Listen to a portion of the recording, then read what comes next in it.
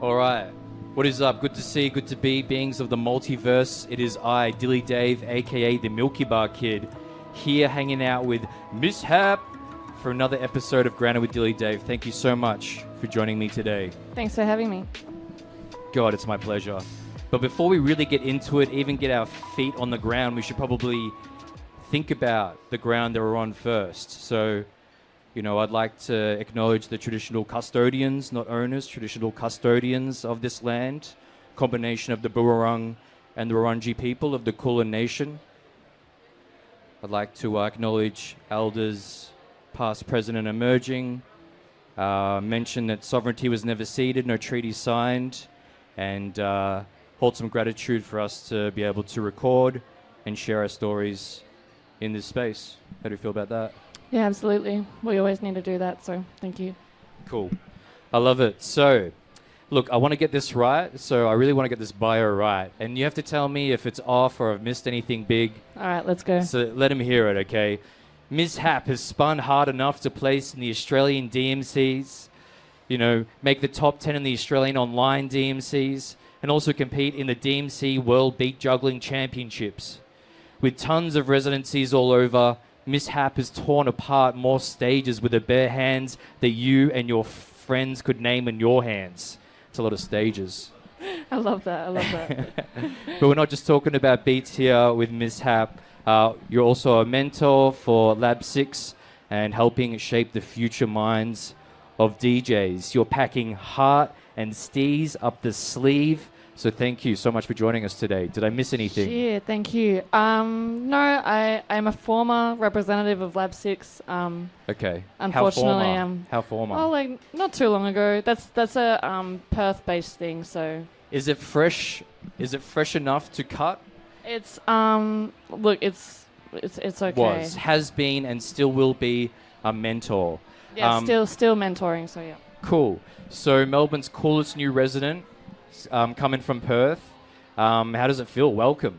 Thanks, man. Thanks. It feels really good. Been here for 6 weeks now, so that's been nice. The first few weeks were a bit hard, just finding my feet and settling in. But yeah, I love it here. What does finding your feet in Melbourne look like? Kind of flapping your arms around a little bit and getting told the world is about to end. But yeah. Okay, it sounds like a birdie in distress. Yeah, I think so. But it was only a couple of weeks, and then I was all good, Just took finding my feet, and definitely I think since the Breaking Bread show, I've got like a lot of homies that are cemented in my presence now, so yeah. That's cool, that's so good to hear. So that was the other week. Legends at Leadbeater, put on by Breaking Bread. You were a part of a crazy lineup, including obviously some true veterans and some true foundational members like in our scene. Mantra, Empha Jones, Kudos, 2207, Shining Armor on the MC, Mizhaps on the Wikis. That was a lineup, right? I didn't miss anybody. Yeah, that was the lineup. Now you got it. So what was that gig for you like? What were some key memories that you took out of that gig? How important was it for you?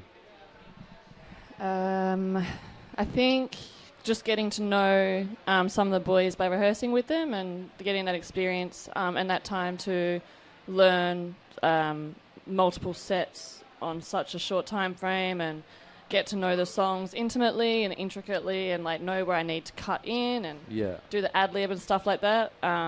Never really done ad-lib for MCs before. Like I've DJed for MCs, but I've never really joined on the mic. So that was a new thing because it seemed, you said there was a lot of rehearsal that went into it, but it did seem natural. It was probably something that's been on your mind a bunch of times, especially if you know the MC and the tracks, having those moments, where you can kind of pipe in and support on the vocals. Was it fun? Did you really enjoy that? Yeah, man. Yeah, I loved it. Some of it wasn't rehearsed. Some of it was just like me jumping in, and they were like, "Oh, cool! Like, you got my back." But the majority of like the mixing and the intros or that kind of stuff or anything that we needed to be cued on, like stuff with the lighting, like that was all rehearsed. So, yeah. So there was quite a lot of preparation into that gig. Do you think that those kind of gigs always need that kind of preparation and that it generally pays off? I think it definitely helps if you can rehearse before the gig, because that definitely put us all in like a lot of a bigger mindset. Like we were like, we're putting on a show. It's not just an event. Like it was a show. What does that compare to, or how is that different to the standard DJ show for you? The standard DJ show for me, it depends, because if it's a club or a bar residency, I can really just stay on top of my tracks and like, you know, think of new combinations throughout the week or like things that I want to do.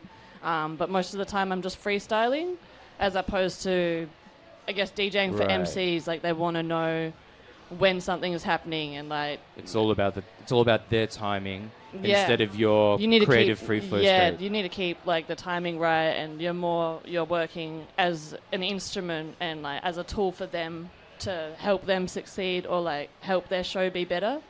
Right. So it's not about you. Yeah, and there is a lot that can be added to a standard rapper or MC set, right?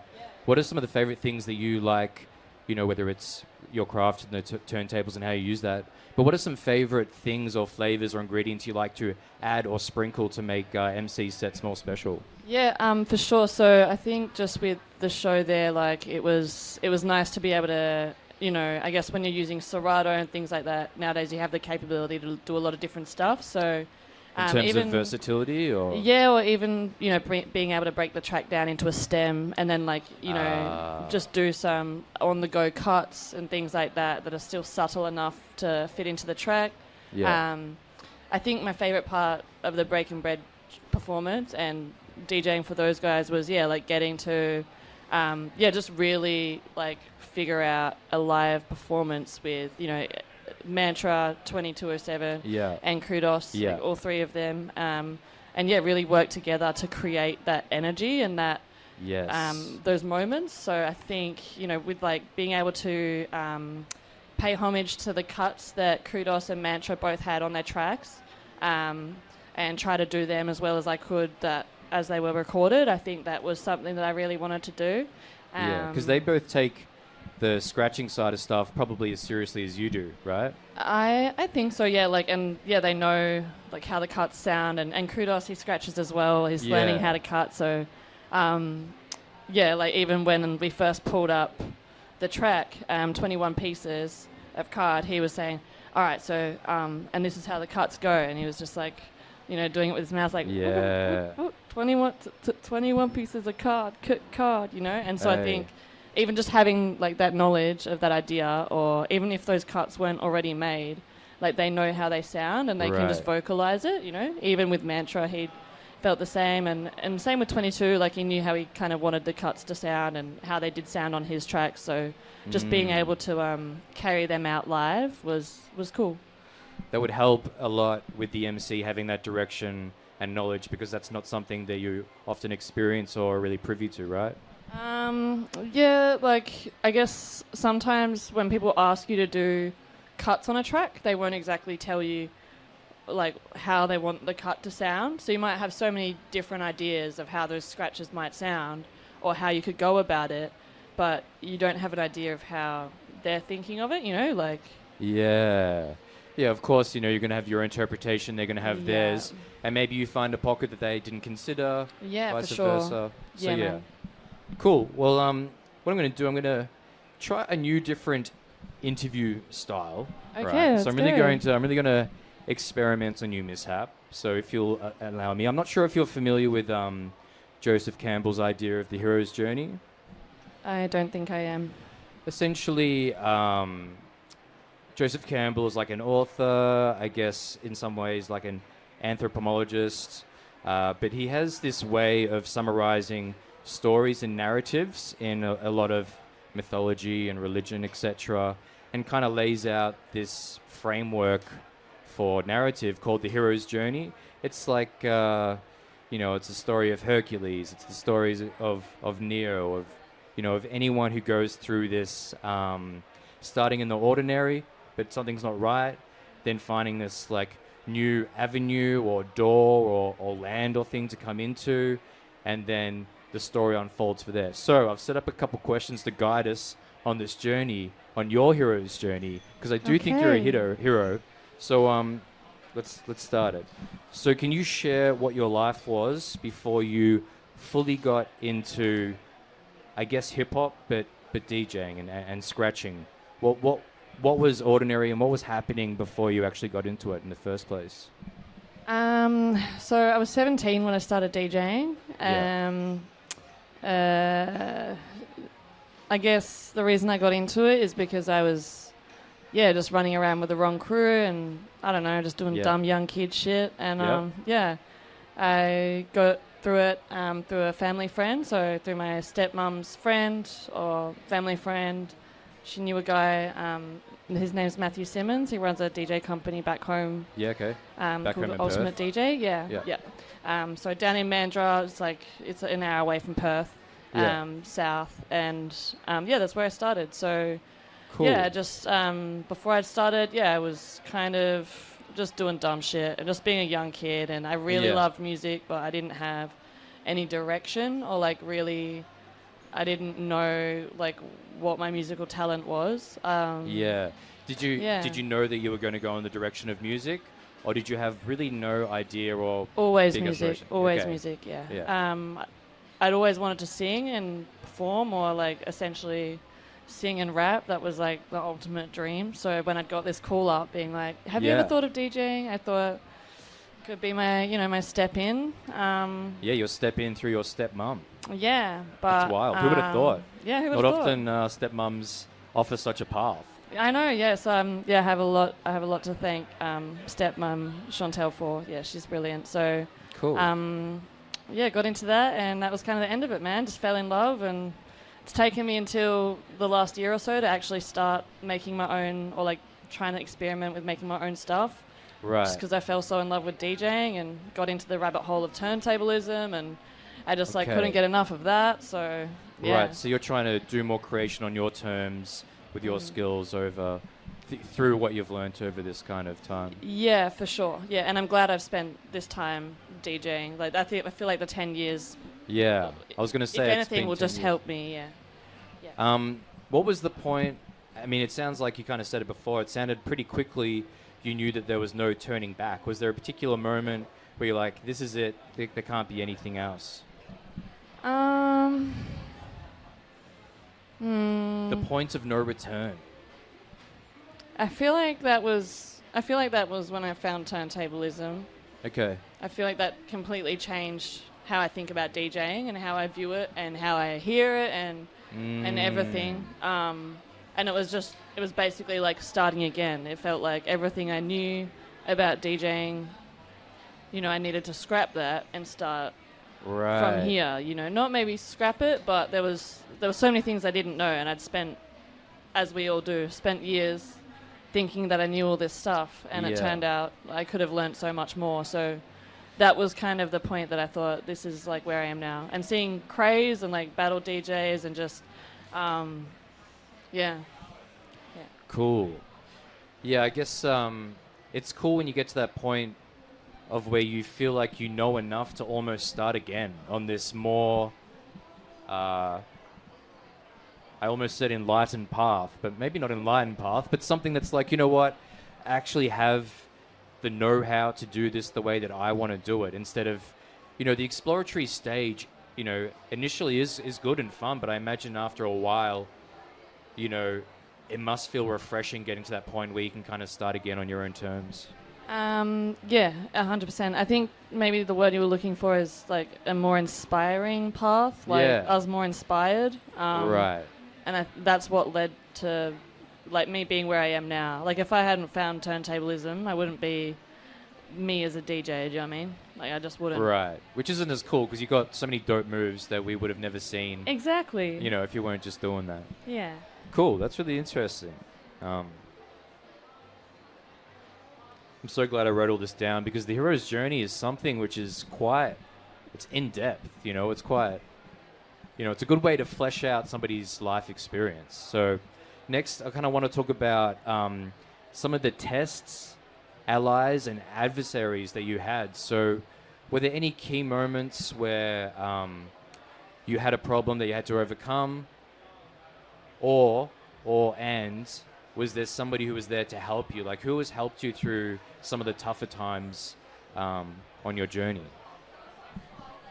Like, is there anyone that you can see stacking up as like a Jedi and a Sith in your life, and any key moments where it was like, you know what, if I didn't have these people around me, that would have been pretty fucking bad?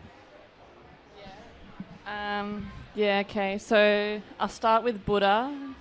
Okay. Angry Buddha. He's my homie from back home. Right. And yeah, he taught me how to beat juggle. He taught me how to use my turntables properly.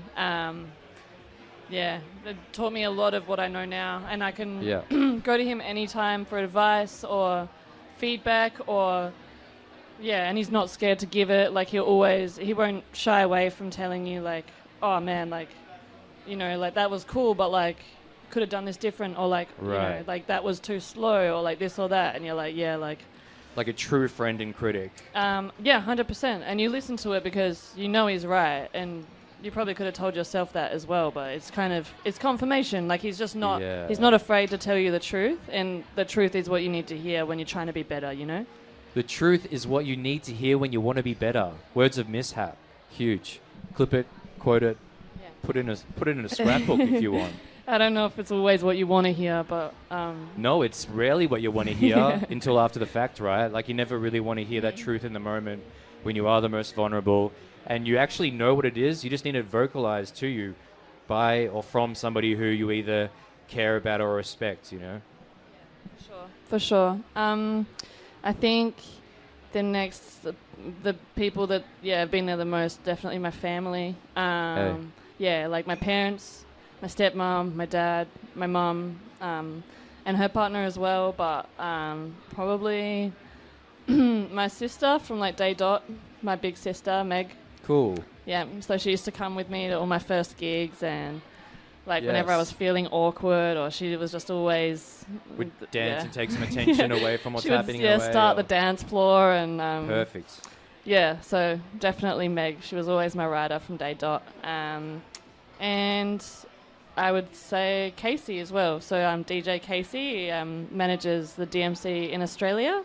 Yeah, huge. Me and Casey connected through DMC when I first entered, but mostly through online. It was during a time that me and Buddha weren't talking as much, or I don't know, I think we just had some random falling out. Yeah, which happens. I'd gone to Casey for advice, and I was always just wanting him to tell me, like, it was good enough, you know what I mean? But he always was like, I don't think that's the take, Miz. Like, you got to do it again, And like this, maybe you should change this, and maybe don't do that body trick, or like this or that. And sometimes I wouldn't want to hear it, but especially if it's the body trick. Especially body tricks, I'm always going to defend them. I remember Casey telling me one time, body tricks are old, man. Like, they're lame. Like, no one does them anymore. And I was like, nah, bro, they're always going to be cool. So. Yeah, that's why they're cool. They would be even more cool if it's not as accessible or happening out in the scene, I would have thought. Yeah, like, I miss the body tricks, man, when they were like, just doing crazy shit, like sitting on the turntables and like putting them upside down and, like juggling basketballs and shit, like, because it's just, it's like, how many crazy things can you do while also, I don't know, it's just part of the DMCs, man, Yeah, well, I mean, you're entering this space if it's almost like a circus act, like you're trying to give this performance, and sure, you've got like them, the decks as a tool, the tables as a tool, but your body, your everything, your presence, all of that is the tool, right? Sometimes it's just about making a statement, I guess. Some DJs, like sometimes I think they get to a point, or they're just at a point where they're like, you know what, maybe I won't win, but I'm going to come up with the most obscene shit, right? And it's going to be crazy, and no one's ever done it before. You know what I mean? Yeah, that's really cool. That's really cool to hear. So, I mean, as we all know, it's very hard to do, to go after or pursue your dream or your passion, unless you have that support. Whether it's the fan or the mentor, like everybody's almost equally as important, right? Yeah, absolutely, man. Absolutely.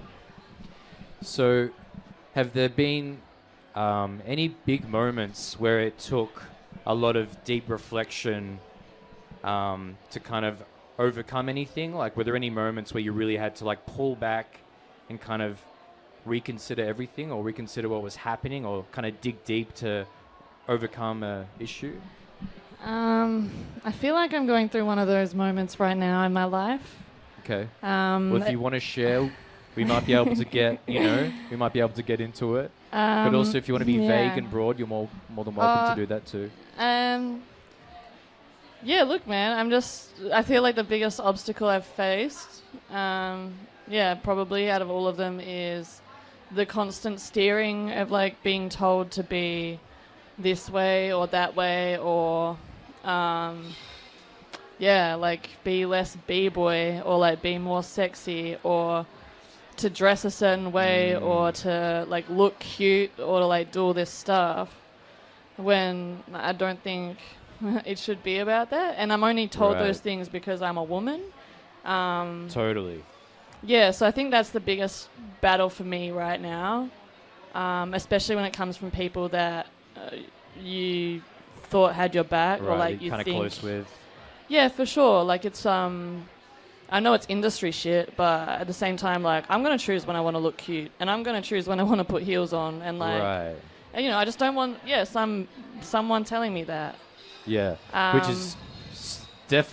is beyond reasonable. Especially look at the facts.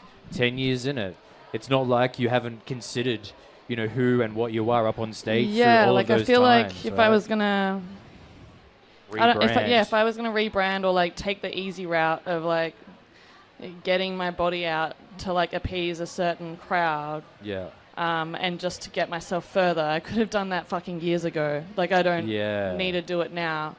It actually comes across as a very conscious choice from you, right? It is, and it is a conscious choice. And I feel like when I want to embrace my femininity and my sexuality and myself as a woman, that's what I do. I just my biggest problem, I think, Dave, is just the battle of being told what to do. I've always had a problem with it. Yeah.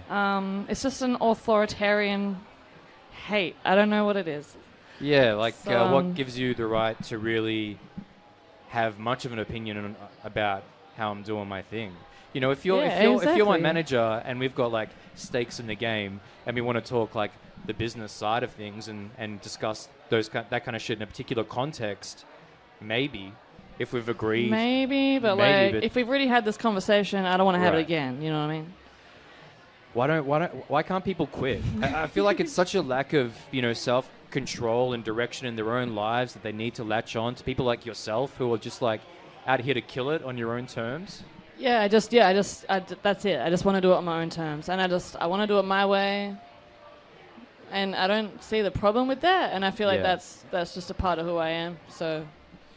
Yeah, well, you seem like somebody who comes across as pretty, like, sure of yourself, pretty certain in your way. Do you think that that's how you carry yourself, or am I just kind of making stuff up on the fly? No, you're definitely correct. I definitely, it's taken me a long time to get to this point where I'm like, fuck, if you don't like me, like, fuck it, you don't like me. Like, if you don't like what I do... Tell them into the camera. Tell them right into the camera. I don't want to look straight in the camera and do it. No, they don't have I feel like I've already done this before. That was forced, okay. I just think, I just want to do me. And I just want to do that, because that's what I do best. And when I'm trying to be, what everyone else wants me to be, I'm not being myself. So I just got to do that. And if I'm too b-boy, or I'm not sexy enough, like, I don't care. You know? Who gives a shit? Cool. What's really exciting you with your craft and here in Melbourne at the moment? What are some things that you're really like interested and excited about? Shit, man.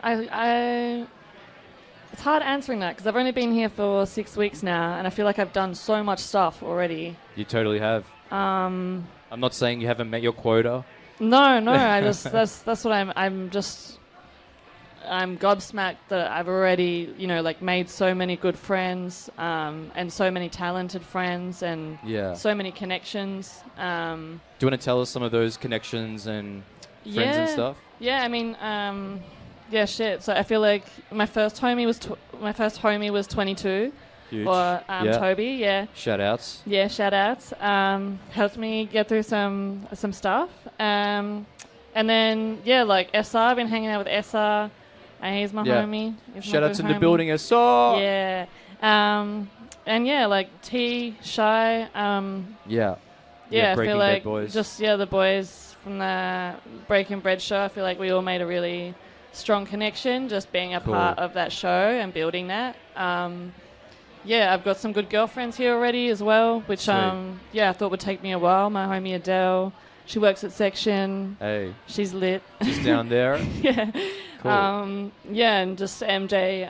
MJ looks after me well with my crew with 100% fat. So, and yeah, even like MJ's crew of DJs, they're all really great. So I've been here and I've been just surrounded by like music and like every day, just something musical every day in some kind of way. And I guess that's what I was coming here for. So right, because you knew that there was like.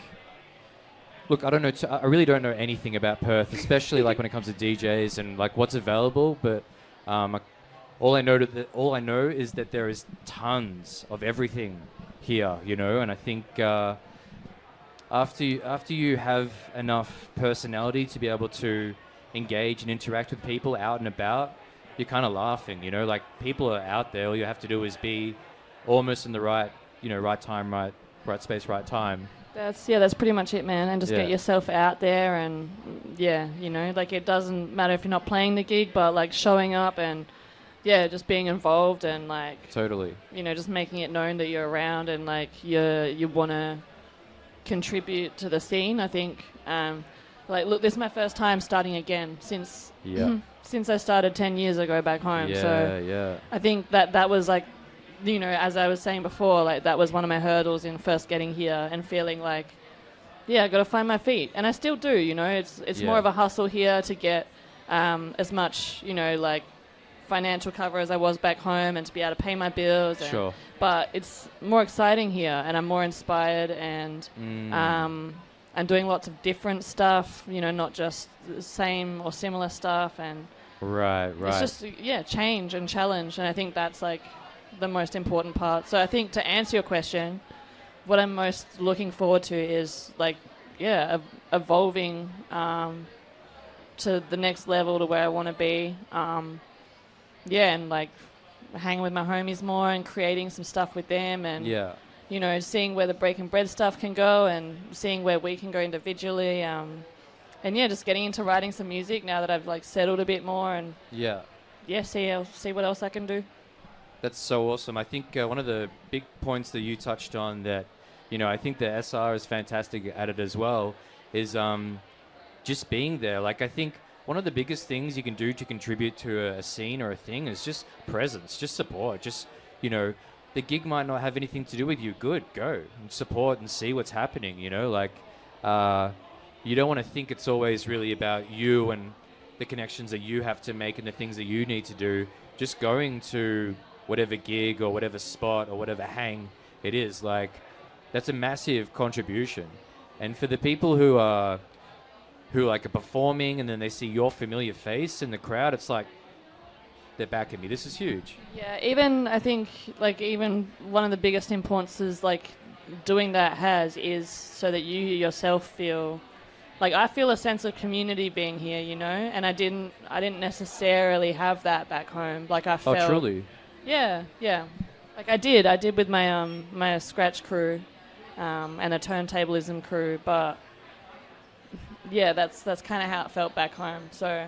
Hey, well, we're fucking happy to have you here. Thanks, man. And hopefully we provide all the avenues, the support, the inspiration and stuff for you really just to continue to flourish and do your thing. Thanks, G. Thank you. What are some of the aspirations? Like, where do you want to see yourself? What have you got your eyes set on at the moment? What are some goals that are kind of driving you, or you're in a state where you're about to start formulating them? I think for the next part, I just really want to focus on what I'm doing musically on my own terms, even if that is DJing. or working on my own stuff. When you say working on your own stuff, is this production? Is this mixes? What are the things? No, mostly production. Like I've been writing poems or like shitty lyrics like ever since Somebody I was a kid. wants to rap. No, I definitely want to rap. That's how this all began. You know, because it's something that obviously you said at the start. You want to be. That was one of the initial dreams, right? Yeah. Have you dabbled? Like, what's the deal? Yeah. Like I got some random raps on my laptop. Yeah. Cool. Are they like within the past year or just over time or? Most of them from the past year. I feel like if they were recorded from the earlier days, they would be such a different me. It's insane. Okay. What kind of you would be? What would I don't know, like a kid trying to like run the streets that like didn't come from the streets. Like, dude, I already wrestled with that battle. Yeah, I think it was just, I think the most I wrote like was when I was like the books I have from when I was 17. Like, I don't think they'll be going anywhere. Sure. Yeah. I guess it was like struggle without the context of the journey and really figuring out who you are, I guess. Yeah, dude. I think so. So, I think that's definitely something I want to work on. I'd like to be confident with that one day and be able to do something with it. Yeah. I love rapping, but I feel like, I guess I just, when I do it, maybe I'm not used to it yet, you know? Consider this. You've been exposed to so many dope MCs in your time that the bar and the expectation is probably kind of wild, you know? It's pretty high. Yeah. So I guess you have to try and navigate a space of removing that, and you know, it's only you and your voice that you can kind of work on, and it's never going to start where you want it. But if you keep at it, you will get what you want, you know? I will get what I want. I will get what I want. She will get what she wants. I know I'll get there if I work on it. So I do want to just, like, pull back a bit from, putting so much focus or attention onto, like, certain DJ projects or things like that. Yeah. And really just take the time, like, a couple days a week to just make beats and just write to them and, yeah.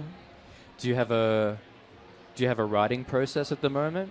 Not particularly. Normally I might make a beat or, you know, I wouldn't even say some of them are even beats, do you know what I mean? They're kind of just like experimental tracks. Just chop some bits and pieces. Yeah. And then, just fuck around with it and so I don't know, man. Do you feel restricted that you can only write over your stuff?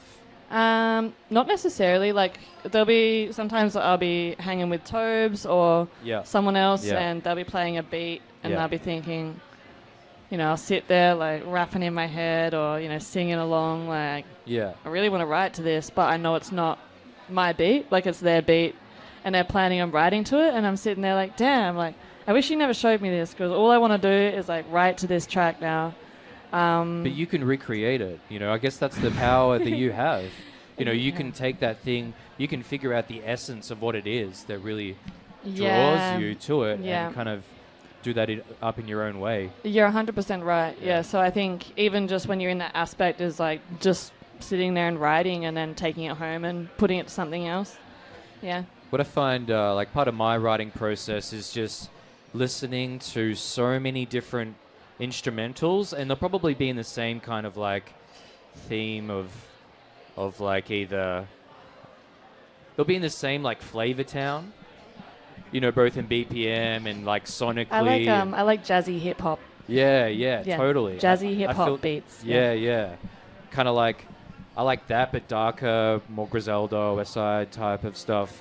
So yeah, I'll just go on a trawl. I've created this YouTube playlist called Dusty Dope Beats. It's got It's got 237. Can you share it with me? I'd totally share it with you. But I put it on, and I'm just writing, and then like as soon as the novelty or the good feeling from that track is not there, I'll just go to the other one, you know, and keep adding to it like every day. And what happens is I'm able to write something that kind of fits over a bunch of things, or fits, and you know, and then it only takes once you find that final track or whatever, it only takes a little bit of tweaking in the copy and the bars to really make it fit.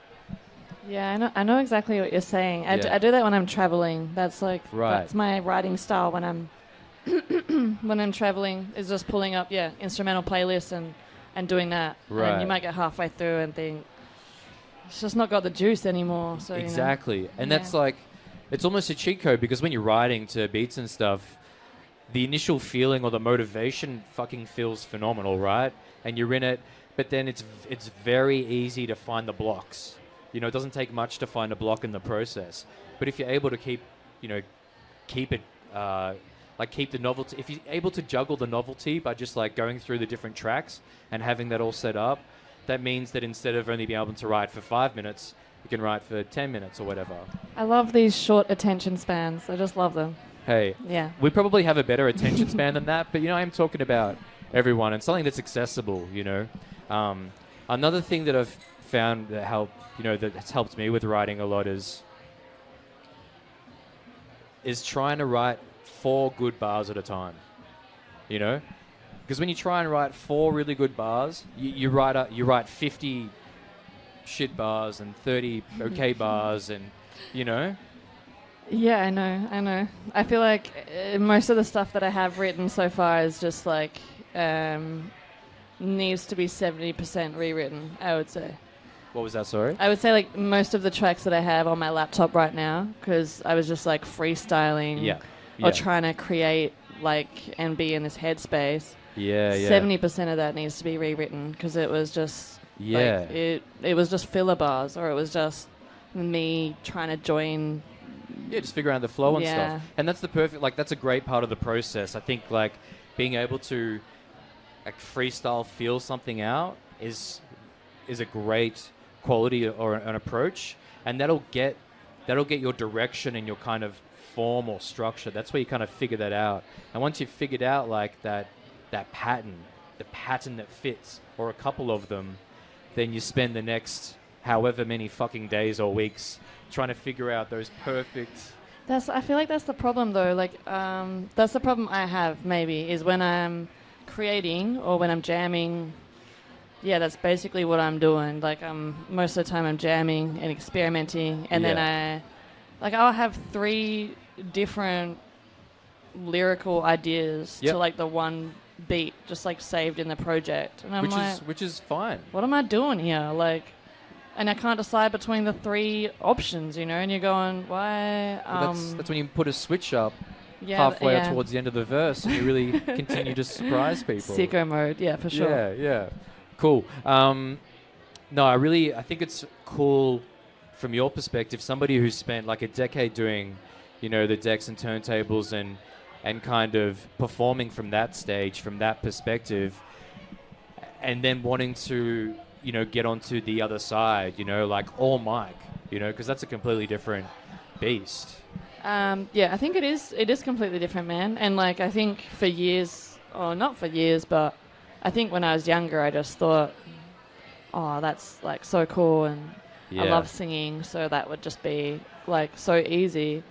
But I don't know. The more you grow up, you realize obviously there's things in my industry that I'm not so fond of, right? And I'm sure there's definitely a lot more of those things in the rap industry as well. There's going to be a lot of the same detractors or problematic things or frustrating perspectives or mindsets. You are wrestling. It is the same domain. You're already I imagine you've already figured out how to navigate it.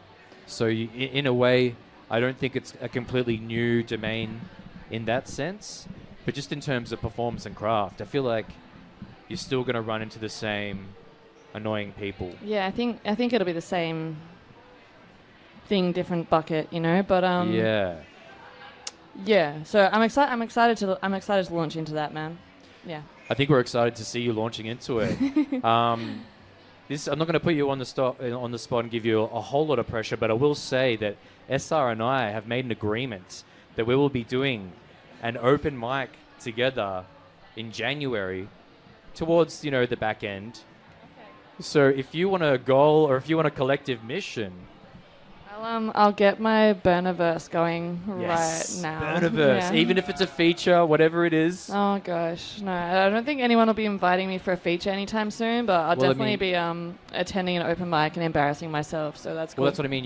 You could either have your own track or set, or you could do an embarrassing feature on. You know what, I think just in my DJ sets Yeah. from now on, I'm just going to start playing instrumentals Yes, and just dropping some bars, you know? I think that's what we want. Yeah, we'll see how they like that.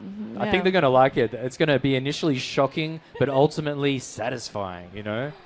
It's fantastic. I think so. Cool. All right, I think we're getting to the tail end of things, right? So, God, these are such great points. These dot points are really good. These are really interesting dot points.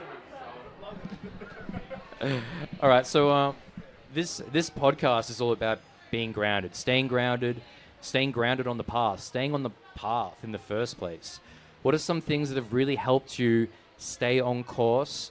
And are there any daily or weekly practices or exercises that you engage with to help you, like stay grounded, stay on the path? I think staying on the path, I think I just stay on it because there's not really any other option. There's no other path. There's no other There's no other path. But yeah, I think Biggie, my dog, he keeps me grounded. I love coming home to Biggs. Huge. Yeah, he is huge. Literally huge. I think, yeah, just waking up, I don't know, on a weekend after like a big night out or a big night out DJing, and yeah, knowing like I've still got my responsibilities, like I can't, I got to wake up, take Biggs out, Right. feed him, and we're good. And it gets me outside. I think for a long time, I don't know, DJing and working late nights and being in that environment, I didn't get outside a lot. Sure. I can see that as being a pretty easy trap. Yeah, it's really easy. So I think that definitely seeing my family when I can, or just staying in touch with my family and just being reminded of the simplicity of like a family life and, right.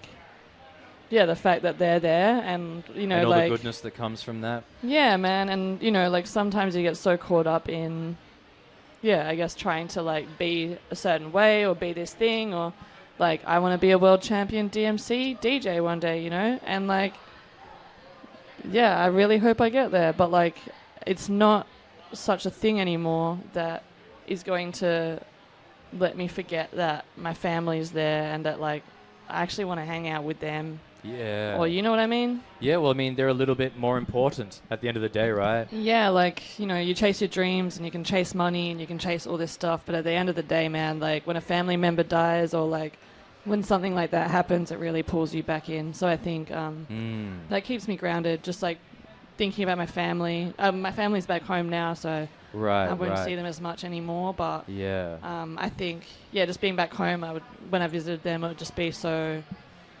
Yeah, it would be like, well, I'm Mizhap, but like, Yeah. it doesn't mean shit. I'm just Jess, like I am. Right, right. Yeah. Yeah, I mean, they see you for who you truly are, and that's what you need. Yeah, man. Yeah. And I think apart from that, just making sure I'm healthy and thinking about myself, or my health, and what I need. Which gets harder over time. Yeah, like, I mean, sometimes you'll just be overwhelmed by, like, maybe the projects you have going on or things, that are relying on you. And so you feel like you can't turn off or, like, you can't go for a walk or, like, just take a freaking breath. Yeah, and, like, that's normally what kills me, man. Like, when I'm going through stress or this or that, or I feel like I've got 100 things to do, like, I'm not eating. Like, I'm not looking after myself. Like, I'm just getting these things done.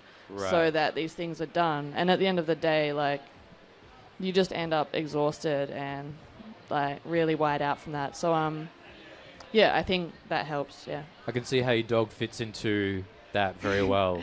Yeah, he reminds you that you have to go out.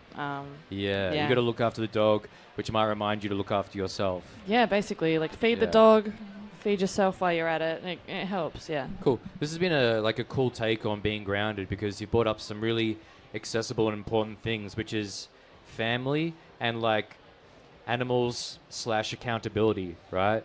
Yeah, 100%. Yeah, just remembering like, responsibility of, things that rely on you, or accountability for sure. Cool. Well, this has been awesome. I feel grounded through this experience. I really appreciate you sharing and jumping on the first place and hanging out. We're really happy to have you. Is there any final thoughts or reflections, or even if you want, you can start interviewing me to finish off the episode. It's certainly up to you. All of the options, Jess. Oh God, that was such a curveball. Now I don't have anything prepared. Yes, curveball. What would I ask you, Dave? How does Dave stay grounded?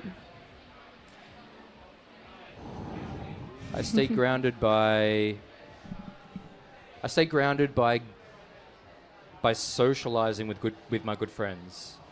I think that one of the things that gets me out of my head and gets me out of any moment of darkness or anything is going out and hanging out with people in the real world and just experiencing that energy in the moment. Because if it's a good enough hang, right, there's nothing else but that moment, like that presence that's right there. So I would say that's probably one of the biggest things that helps me stay grounded, or especially on the path of music and doing rap and stuff, because God, I feel like it's so easy to get into dark, negative spaces in your mind. Like, it's one of the easiest things to get into, right? Yeah, it's definitely a prison, your state of mind, if it can be, yeah. Yeah, but I think we both know that even if it's only a few key people in your life, then that's really kind of almost all you need to overcome many things. Yeah, man, I hear that for sure. Yeah, good friends, I haven't had them for my whole life, but now I have them. I'm really grateful to have them, so. Lots of time to catch up. Yeah, Maybe exactly. You'll find an actual best friend or some shit. Maybe you'll find one of the best friends you've ever had in your fucking life, and you'll be like, I can't believe it. Yeah, I've got some good friends now. Good people around me, so, yeah. Cool, awesome. Well, thanks again, Mizhap. Thank you, man. Thank you. This will probably come out either, this Wednesday or Sunday. So is there anything coming up that you want people to check out, or anything that you want people to keep an eye out for? Not particularly. Got like regular gigs and all that stuff, so yeah, just get on the stay socials. Posted and get on the socials. We have a Christmas party for the crew coming up. I think it's a section on the 21st. Cool. That's probably the next big thing on the cards, but yeah. Brilliant, awesome. Oh, well, cheers, Jess. Love your work. Thank you. Cheers, man. Thank you.